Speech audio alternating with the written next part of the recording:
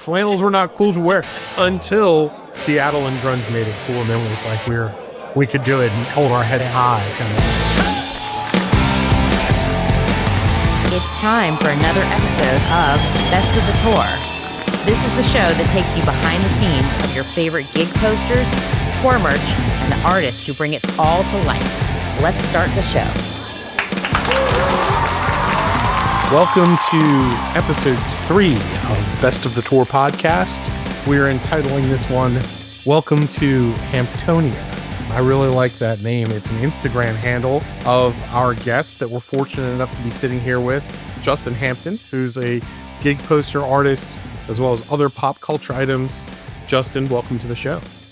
Thank you. Nice to be here. Great to have you. For our listeners tuning in, we're your hosts. My name is Mike. I'm Erica. You may be familiar with us from our other podcast called Posters in Every Direction. And now we're here on this project with our friends at Invisible Industries on Best of the Tour. And so what we like to do is dive into a little bit of a artist interview, kind of get some perspective of folks who've been in the industry for quite some time, honing their craft. And so Justin's sitting down with us this afternoon. Yeah, and Justin, for those who may not be familiar with your work or who you are, you might be living under a rock if you don't know the name Justin Hampton. Justin, if you want to give a little background, tell us a little bit about, how long have you been an artist? What brought you into the concert gig poster world and the industry? And we'll just, love to hear your story. Sounds good.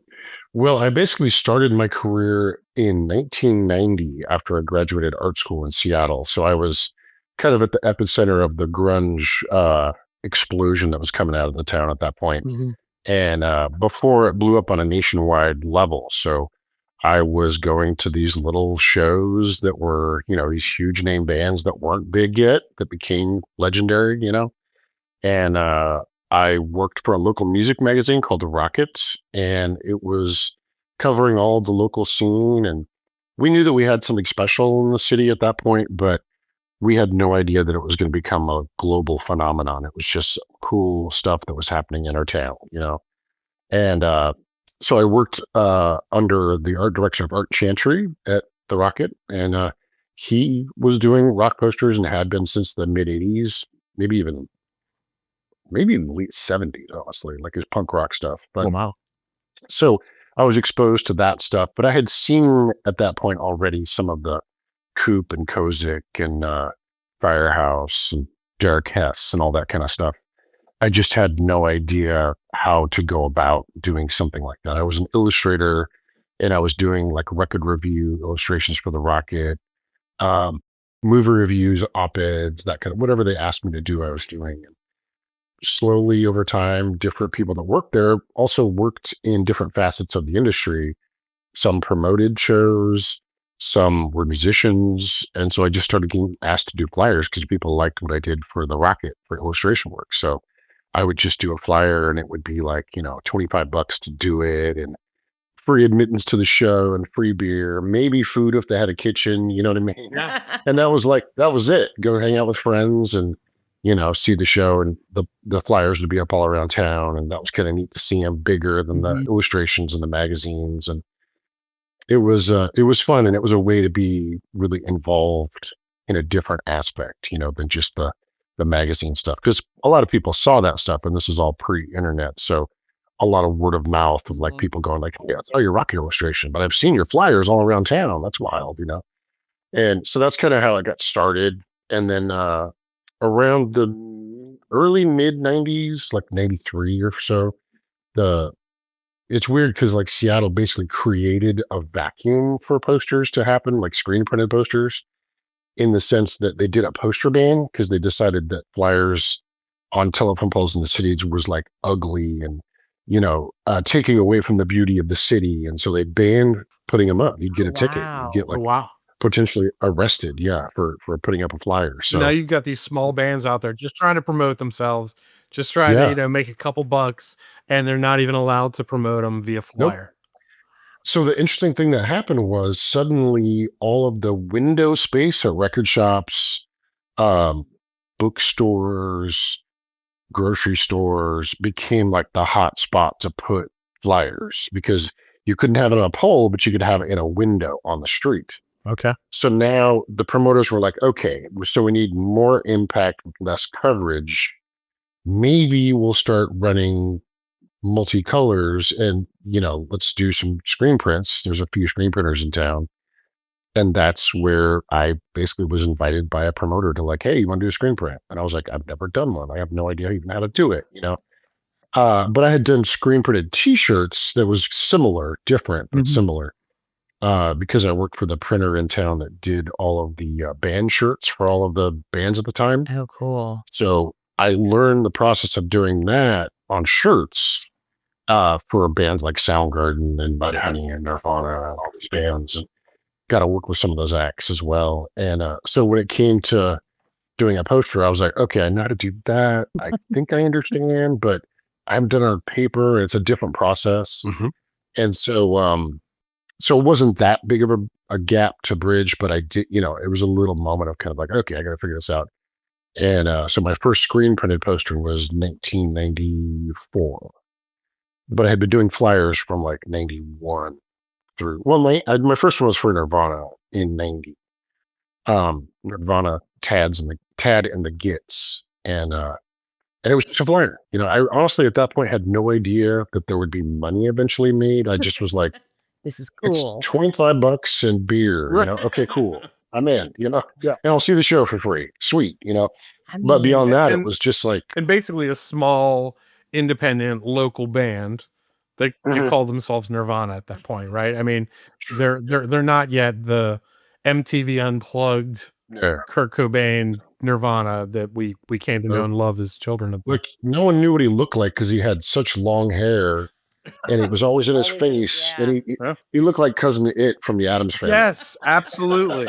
That's exactly what I was thinking. And it's so interesting because I mean we grew up in the 90s. We were young adults in the 90s, and so for us, we have young kids now, and one of our kids is an older teenager, and he's like really into 90s rock. Like a lot of the bands that you've done art for is like favorites of our son.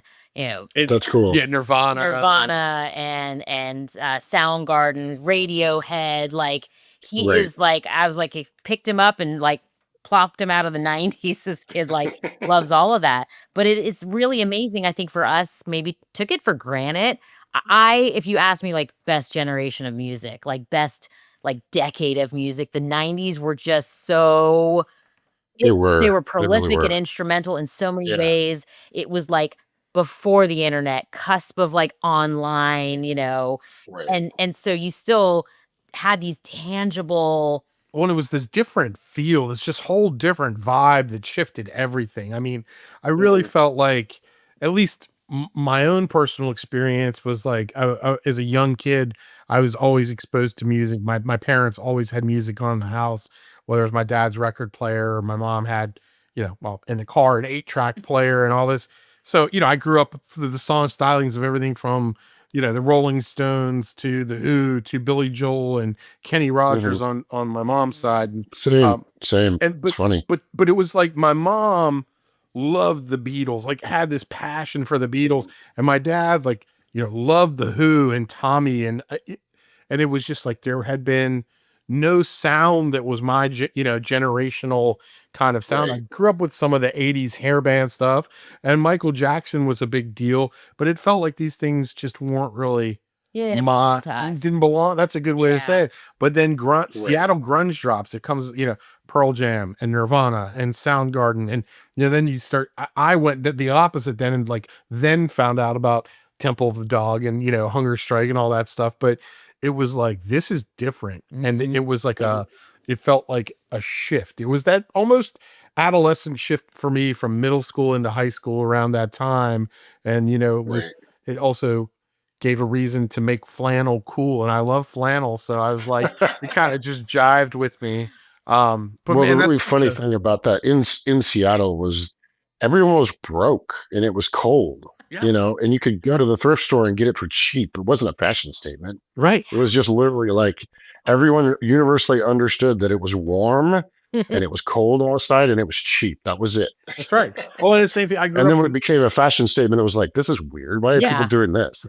I grew up in Pittsburgh, and it was, part of your holiday gift every year, whether it was your mom and your dad or grandparents. It was like you'd get a flannel shirt from the LL Bean catalog, and it was like it was a nice gesture, and I'm grateful for it and all. And Pittsburgh's a cold city, and so you kind of needed Right. it, but they weren't cool. Like flannels were not No. cool to wear until Seattle and grunge made it cool, and then it was like Right. we could do it and hold our heads Yeah. high, kind of thing. But I can't even imagine though, like we've talked to artists before where they started off with the art and then had to learn sort of how it translates into the screen printing process. You sort of had that Mhm. opposite where you like Yeah. understood layers of the ink Mhm. and how things had to lay on and then Yeah. go back, like basically like backwards compatible, like figure out how to do it on the other way.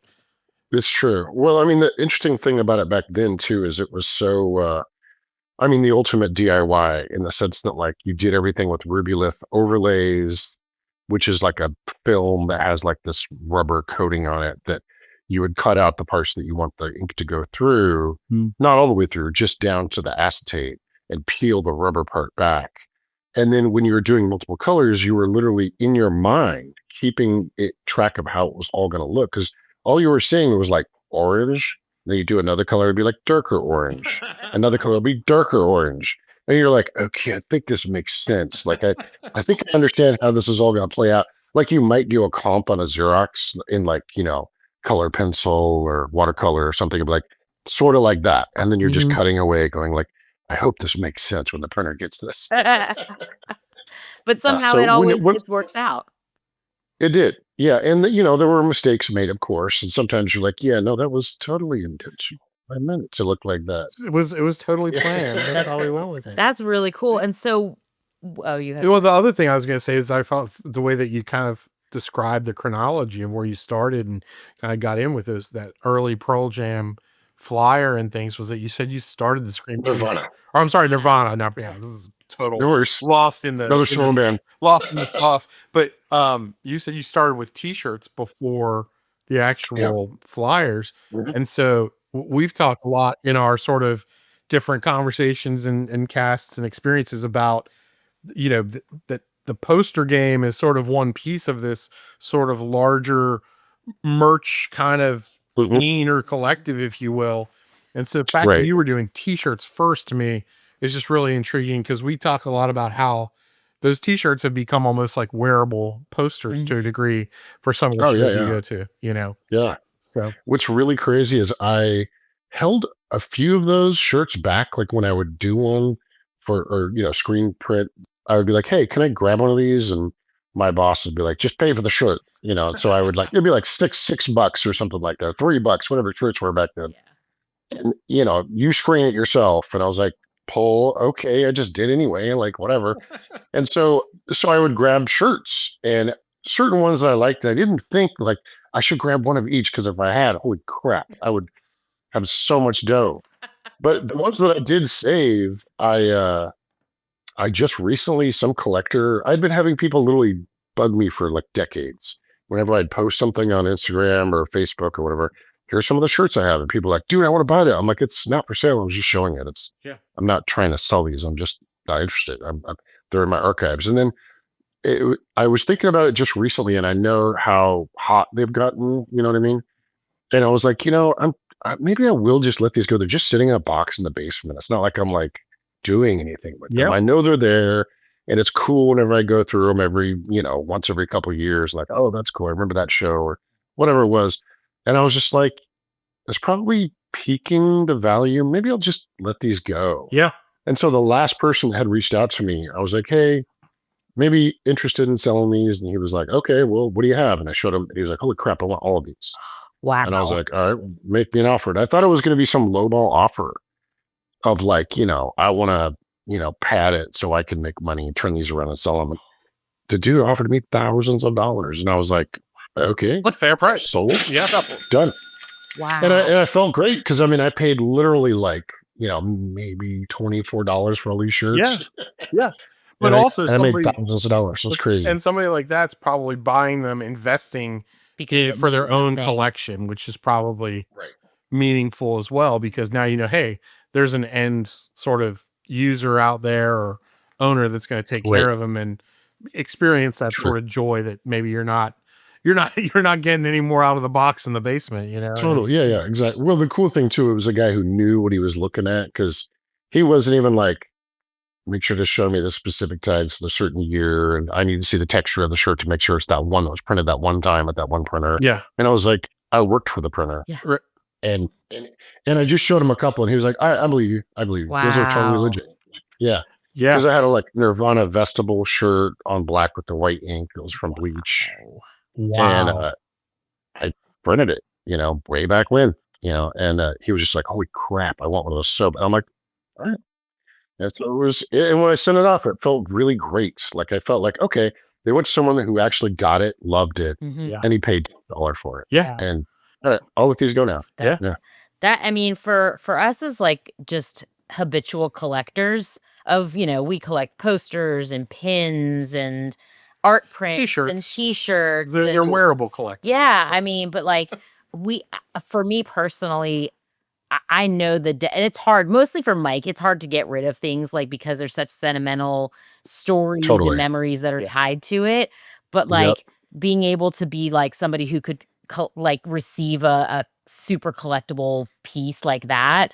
I mean, that you just had to have made that guy's like millennium. Yeah, there's Well, and it was cool for me that it was like, okay, I've had this for 35 years.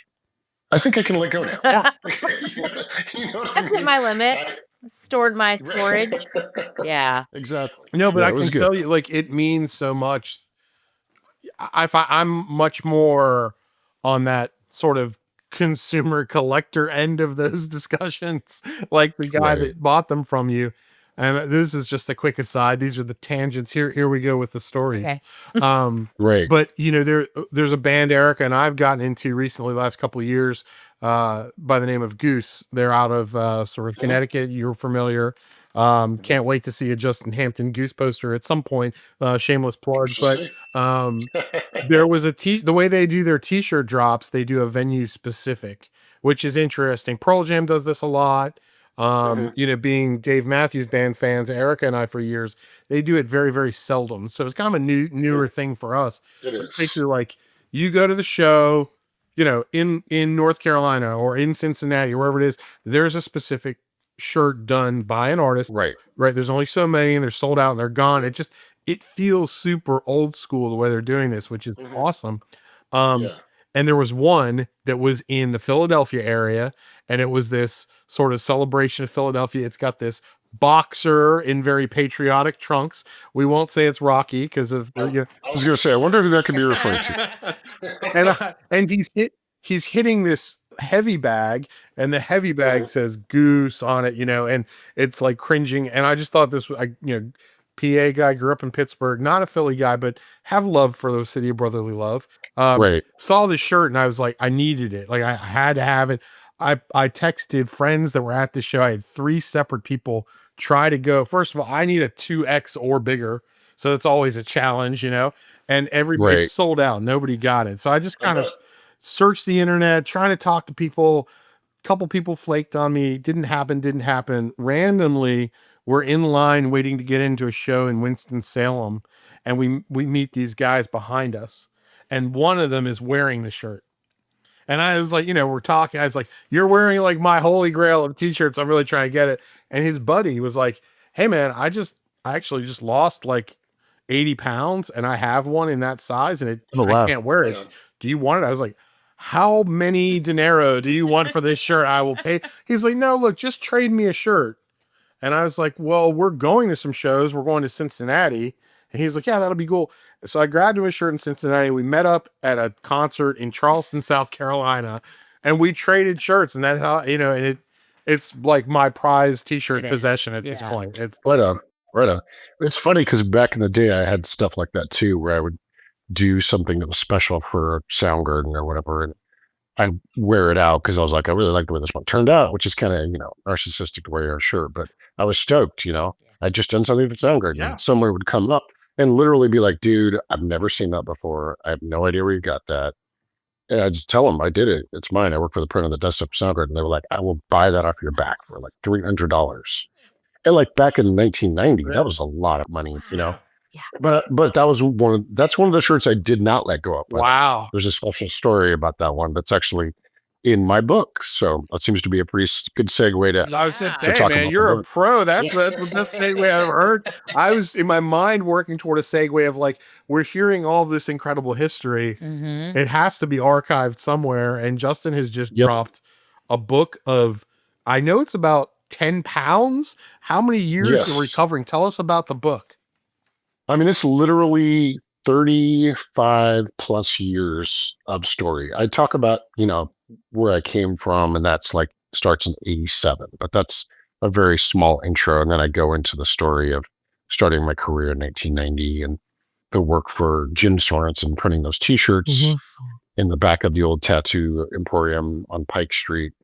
And I just go into all these tales about like what Seattle was like and what it was like. Cause I mean, I would literally have, uh, Jeff Ament would come in from Pearl Jam and he'd want to work on a new shirt. And we didn't really think about it like, oh my God, it's Jeff Ament. We were just like, oh, it's the guy from, Mookie Blaylock. That was the name of the band. Right. At that That's point. right. Back then. Yeah. They hadn't called it Pearl Jam yet. So I was like, oh, it's the Mookie guy. Cool. And it wasn't that big of a deal, although it was neat because I really liked all these people's music a lot, but I wasn't like, oh my God, that's like Robert Plant. To me, that was like a different era where there were those legends, you know what I mean? Yeah. I didn't think about it in that way. I was just like, yeah, the youth is now doing cool, unique stuff. And maybe someday people will appreciate it. Who knows, but now people are like, oh my God, that's insane. And it's like, yeah, it didn't seem like amazing at the time. It was just kind of cool, But so I tell a lot of those tales about that stuff, and I show off the early work and t-shirt designs that I did and rocket illustrations. And I go into all the stories of like how I got started doing posters. And all that stuff kind of started when I was just writing stuff on Facebook because I would have memories of certain things, especially on dates. On this day I did, that thing. My first poster was for Nirvana or whatever. And so I started writing these things on Facebook. And eventually I was like, you know what? I've written enough of these stories and they're just kind of like getting lost in the algorithm of like, oh, that's what happened that day. And then, who's ever going to hear that story again unless it comes up in a memory a year later. And I'd gotten enough of that stuff written down that when I started thinking about seriously doing a book, I was like, you know what, if I just go through my Facebook, not like the actual, like, daily story things, but like search for the stories that I know I told, I'll have an outline for a lot of the stuff and I could just start there, copy that stuff, paste it and expand it. And I have the beginnings of a book, and I was like, holy shit, that's kind of crazy. Wow. Because it seemed like such a daunting task, and it was truly, but it took 6 years to bring it to fruition. Wow. Once I committed. Yeah. But I could not be more happy with how it turned out. It took a long time. I did a Kickstarter. My Kickstarter backers have been incredibly patient because I was supposed to be, I think I launched like 3 years ago, but I've just kept updating people and going, look, I promise you, you're going to love this product when you get it because I'm just putting that much more into it. Yeah.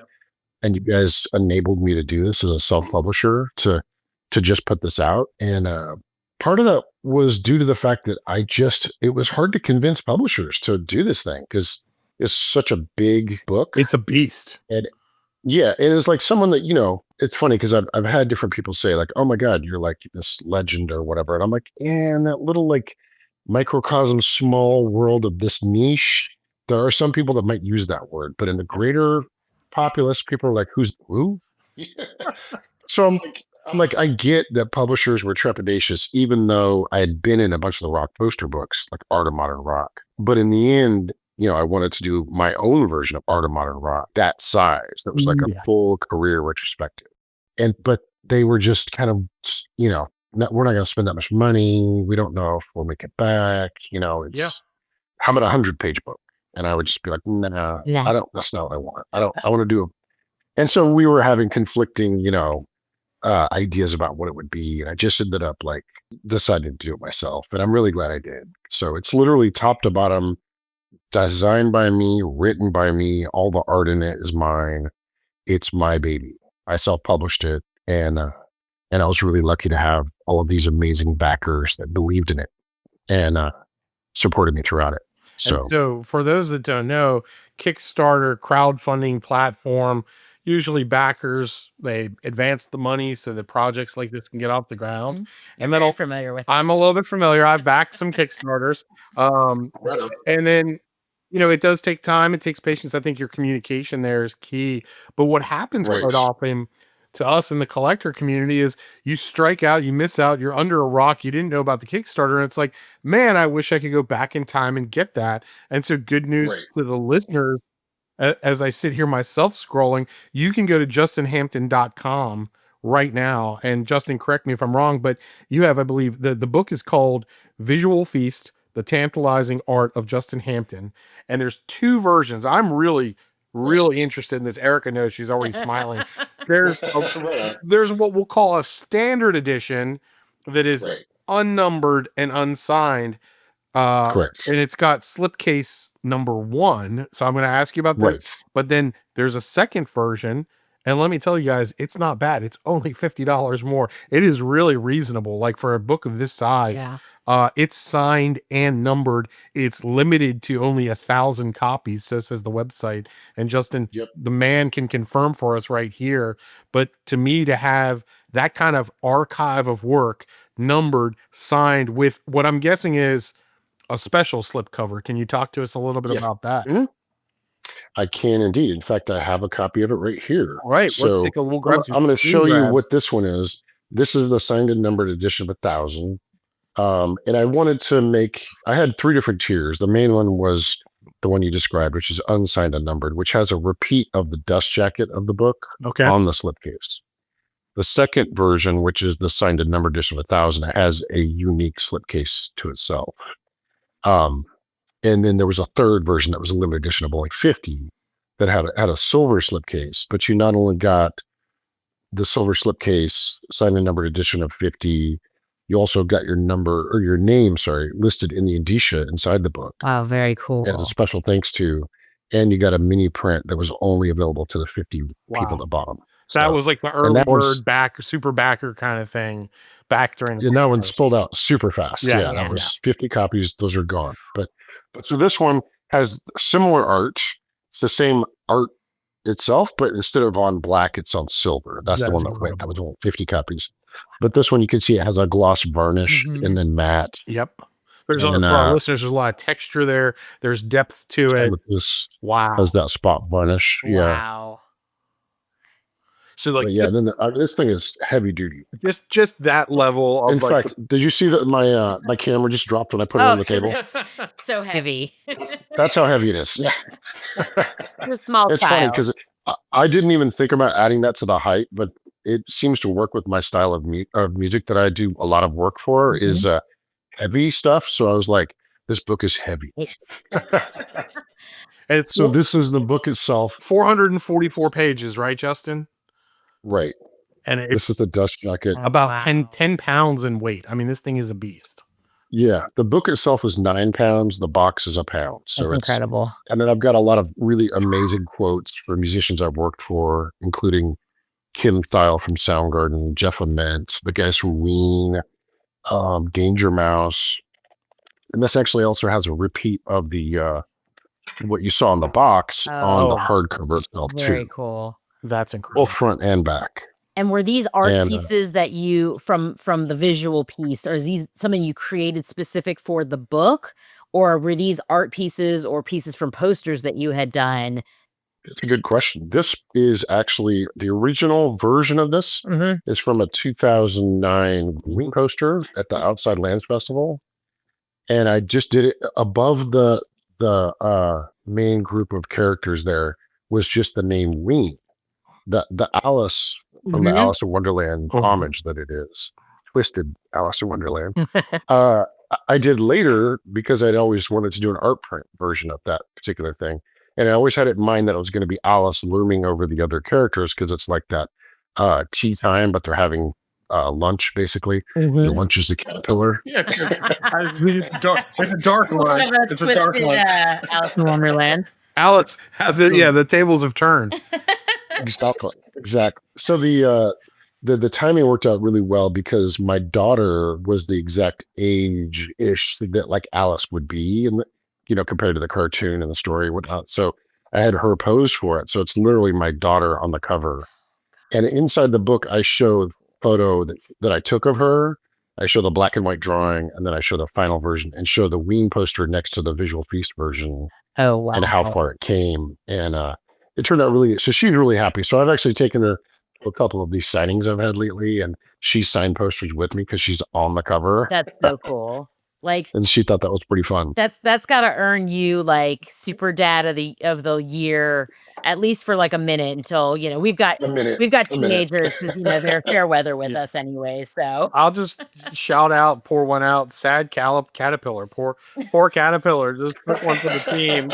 Cheshire Cat could have been. I don't know why, but no, it's that. I mean, the piece is incredible. It's just, and to have it, either those colors are so vibrant, and this is one of those things that, it just screams like conversation piece, coffee table, friends over, having some beverages, listening to some music, and then checking this out. It's an incredible. That's awesome. Thank you.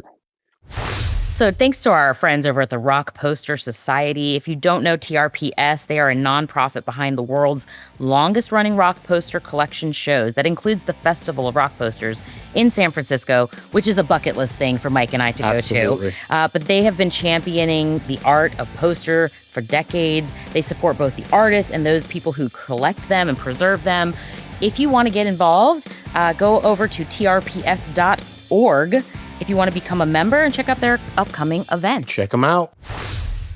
One of the coolest things I've heard coming back from people that have seen it so far is they've all said, I mean, literally, it's kind of wild. Like I knew that, I have a flair for words. I know that I can write okay, you know what I mean?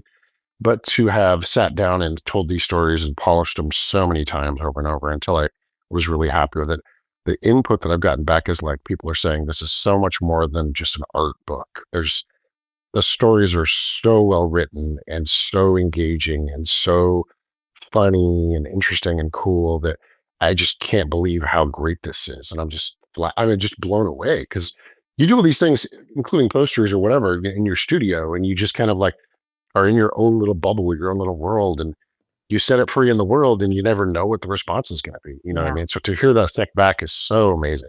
Well, and It really is you cool. don't see a lot of tangible things like art books these days. My background is art history. I have an art history degree. Okay. And so like I still have all of my like college art books. Right. We've got one that's going to be going to college, and like I hear that there's just no books anymore. Like it's either That's so weird. everything is electronic or just online. Right.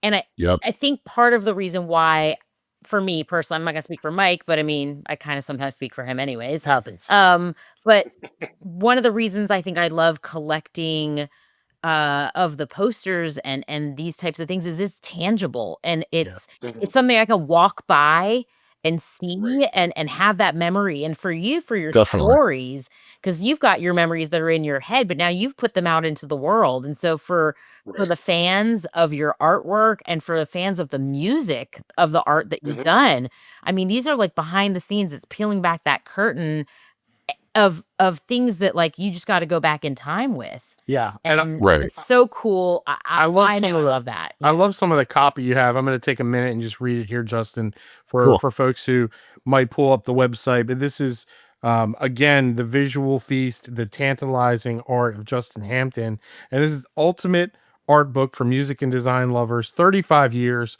of iconic art, 444 pages of music history, one unforgettable collection. From Soundgarden to Radiohead, Metallica, Nick Cave, every poster you've ever loved, Pearl Jam, Primus, Nine Inch Nails, and then behind the scenes stories, that history that Justin's told us about, to be archived here, to be able to read these stories and unforgettable moments yourself. Additionally, sketches and unseen work. This is one of those things that I know as a collector and fan, we love this stuff. I think of like the Ralph McQuarrie art done for the Star Wars movies. These were the inspirational pieces that launched a universe. No doubt. Really a must have, it says, for music fans. I think that's a given. Inspiration, stunning visuals, perfect gift. And there's these versions available. I also wanted to make mention really quickly, because I think this is incredibly cool, of just like the total package. There's also an art print that is the cover of the book that's available on your website. Mhm. And then there's a True. one of one, and you showed us this before we started. Oh, it's insane. It's a Visual Feast 3D shadow box. Yeah. And it's basically, you've taken the print and it's been cut. You tell us a little bit about how meticulous and the process there, but it's a 3D version of the poster that is that Yeah. twisted Alice in Wonderland cover of the book. Yeah, this is something that a buddy of mine who I went to art school with way back when, we've been friends ever since. He's a madman in the sense that he loves detail and he's all about that kind of stuff. So he literally, people see it and they're like, "Oh my God, that's amazing. Was that laser cut?" And it's like, no, that's my dude with an X-Acto blade and lots of band-aids from all the little cuts he gives himself. There's a And whole he just different level literally, of dark, Justin. Like, you want this poster, the something scanner, and we got basically Edward Exacto Blade's hand sitting there and yeah, cutting this yeah, thing out. totally. He's his own DNA mixed in the mix of the glue and stuff. Yeah. So I'll literally, when I do a poster, if it's one that I think is iconic enough and would make sense, Mhm. I'll give him like 5 copies of the poster, and he'll cut them all apart and then reassemble them. So it's like, this weird Frankenstein's monster of the poster, but he puts them all on different levels of foam core on little stilts and just builds them up, and all the curves, all the circles, it's all a hand. He's so precise. It's crazy. And on the And website, so, there's a little video clip of this. If you go to justinhampton.com, again, just to shout out for the listeners, take a look at this piece. It's a one of one, and I'll try to relay it because I actually have it here Yeah. in the video. Yes. So And it's hard to convey, not in person, but this thing is a juggernaut. And I think what I'm seeing with some of the reflections here, Justin, if you can confirm that it looks like there's some foil elements to It the is. poster. This is on one of the variants on swirl foil that you barely see peeking out underneath. But yeah, it's we just have a thing for massive. tiny And paper. it's so cool in Y'all person. know that if you've listened to our podcast. But look at that. I mean, it is like, yeah, we're looking at It's this like maybe visual. 4 inches deep, like the shadow box itself. Okay. Yeah, and it's got this cool swirl pattern. But yeah. We just sold one of these. I did one of my Ween Troutdale posters, which was a Queen of Hearts, another Alice in Wonderland reference. Someone just picked that up for $3,000. And first of all, I have to also say, like, growing up, Alice in Wonderland has been around as a story for a very, very long time, generations and generations. So, us as children, that was a generation even before us with Alice in Wonderland. We grew up with the Disney version. And, our kids now, they've redone it. We've got the Johnny Depp version of the Alice in Wonderland and the other movies that they've done. But, like, this classic, I guess it's a fairy tale. Classic fairy tale. Still, and we see a lot of the Alice in Wonderland imagery in a lot of band artwork. We've seen it for Goose. I remember one with Ben Kwok doing an Alice in Wonderland one. We've seen other artists just like yourself use that imagery, and I just think it's so cool how it just translates, and every artist treats it differently. Yeah. By their style. But the thing that ties them, I think, all together is it is so vibrant. The colors in Alice in Wonderland are just these like bold and like vibrant neons and like, because I think Cheshire Cat, and I think of the neon purples and the pinks and the swirls. Definitely. And it's just so cool to see. Cheshire made it. He's fine. He's still alive. Okay. It's the caterpillar. The caterpillar that took the brunt. He's the one who was like smoking that crazy weird like pipe thing, right? What a concept too, to have been a piece that you did at one point in time. Yeah. And then it's the cover for the book, and the book is called Visual Feast. And this is a very dark tied in feast, so well. but it's a feast, right? Yeah. Thank you. Yeah. Thank you. It's funny. I got a quote from one of the old school art curators of Seattle, Larry Reed, who used to be the curator of Coca back in the day, downtown on First Ave. And he gave me a quote, and he said that my work was delightfully demented. And I was like, thank you, Larry. That's really sweet. I love the alliteration. That's fantastic. Delightfully demented. But the title for the theme was that show Outside Lands, where Ween was in San Francisco. And I was trying to think of a theme for the band, and then there's a lot of like, obviously drug references um and lyrical references and all Mhm. these things that I wanted to incorporate, but I needed a greater theme to tie it all together. And I was like, well, San Francisco, White Rabbit, that's Jefferson Airplane Land. You know what I mean? And Mhm. so talking about going back to the legends and the classics or whatever, and how many generations have been affected by, Alice in Wonderland lore, Yeah. So that was really fun to do. And then like in the image itself, it's got like, if you look, there's like maybe 10 different references to Ween songs. Yeah. There's Okay. chocolate and cheese is on there. Yep. Cockroaches are running around the tables. So Yeah, little these band Zoloft Easter pills eggs. for. Yeah. Yep. So it's full of little Easter eggs. It's really cool, and it's just, I mean, Thank you. kudos and congratulations on 35 years of stories and art that have impacted the collectors and the people who love the bands that you've done that artwork for, because it's not, again, it's not just I love the bands, I'm going to get the artwork. It's like for us it's both. It's sort of like I Right. get to take a tangible item home with me to put up on my Hmm. wall, to prop up back behind us, run out of wall space. Um, Right. but it is so incredible, and if you are a fan of any of the art that of Justin's, but also the music and the bands that he's been, just, I mean, just that's it's incredible to be able to have a depth of those Well, yeah, and I bands. think if you just love this genre in general, if you've got a passion for music, for collecting, to hear or read those stories that Justin has, I mean, Yeah. I get it's one of those things. It seems like you had to get it out there, but like if I can, from just one member of the community, just thank you for sharing all that, because I just Oh, think like cool. Appreciate it. that knowledge, to have those experiences recorded somewhere, Mhm. it's just going to pay dividends to people generations to come, to learn about those stories. I mean, to hear those early days of Nirvana and Mookie Blaylock, and I mean, these are things Right. that are at this point they're legends, Yeah. right? And it's you lived them, It's weird. like you said, they were Yeah. just wasn't legendary at the moment, but then Right. they become that Sitting because back to of think about it. Hmm. your career, their Yeah. career, and everything. So, Yeah. congrats, man, on an incredible. Thanks. I mean, obviously, 35 years, but I mean, the book just looks incredible. Yeah. Well, Thank you. I appreciate it. what's kind of coming up next for you? I mean, I know, we're already in the back. I can't believe we're like back half of 2025, but I know it's weird. like it just, this year just blinked and Yeah. we're here.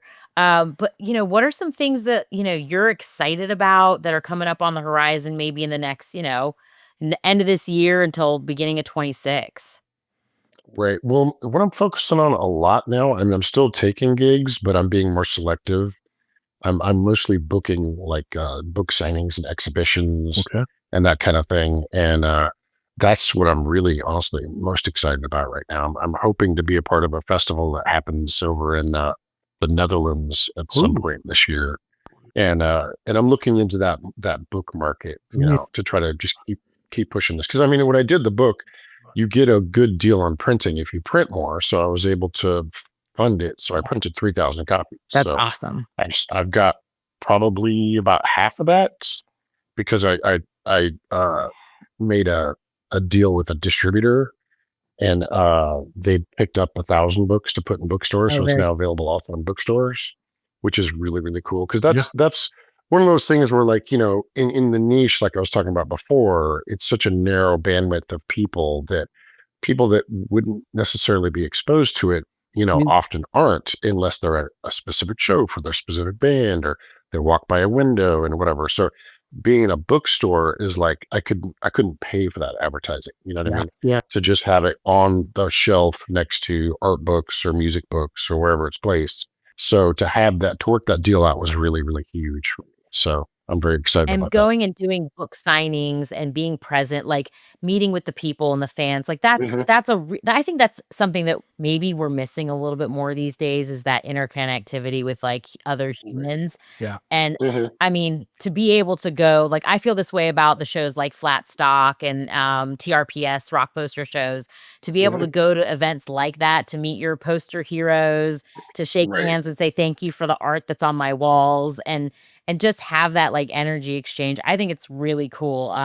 Is there something that people like, so if somebody wants to know where they might be able to find you, or like, hey, where's Yeah. the heads up? Where can people go to get that information? I mean, the main place would be to go to my website, justinhampton.com, and sign up on my mailing list, and then you'll get all the announcements. I'm also on social media with Hamptonia Mhm. on Instagram. All the links are actually on my website. So I would just say go to that website at the very bottom. If you want to go to social media links, they're all at the bottom. But I'm on all the platforms. So it's another cool way to connect with people. I get lots of messages through Facebook and whatnot where people are like, I've met my wife at this one show 20 years ago, and we're wondering if you might have a copy. And I often have copies, like in very limited quantities that I've just kind of held on to. Mhm. And so that's always fun to like engage with people that have their own story, Yeah. you know what I mean, Yeah. about how it affected them or whatnot. And that's really fun. It's I think one of the coolest things I think about this craft, and I think a lot of poster artists would say this, is it's a lot of the community. It's a lot of the connections you make with the fans, with Mhm. people. Cause I have collectors that have literally bought my stuff for like 30 years. And they're Wow. just like, I, I literally had a signing recently where some guy came up and he's like, I've got your Mazzy Star from 96. I've got your Pavement from 95. I've got, and then, Queens and Stone Age stuff to the mid 2000s to Pearl Jam lately. And it's just really cool to hear that like there's this connection. And I've literally had people say too, like, I feel like I know you in the sense of like our musical tastes are very similar. Yeah. And the bands that you like to do posters for are the bands that I like to collect and listen to. And so it feels like we have this connection, and it's true. It's interesting, isn't it? When you're like, someone says, do you like so and so? And you're like, I love that. And you instantly feel that That's connection. right. You know what I mean? 100%. Yeah. Yeah. We And you always can feel build like a relationship on top of that. Like, I mean, some of the best friends we have, that's we have where it met in the starts. poster lines for some of the bands that we go see, and our friends right that on. we go now on tour with, or go to shows with, or just visit one another now are friends from the Mhm. poster Yeah. lines, which Yeah. it's true. It's sort of like it's the litmus test. Like Mhm. automatically you're like, oh, you like this, and you're in line at 6 a.m. while you're on You vacation get it? to try to get Yeah. a poster. We're best friends You're now. cool. Yeah. Yeah. Okay. Your crazy That's matches funny. my It's crazy. true. Right. Right. Exactly. Well, again, So for our true. listeners, check out Hamptonia on Instagram. Check out justinhampton.com. Keep track, be on the lookout for drops, for book signings. Check out Visual Feast, available now in 2 editions. And Justin, just thank you so much for stopping by Best of the Tour Absolutely. and chatting with us for a bit. It's been absolutely awesome. Agreed. I had a great time. Thank you guys for the Looking invite. forward to seeing what's next for you, and thanks for joining us. Love talking to you, and we'll catch you on the next episode. Sounds good.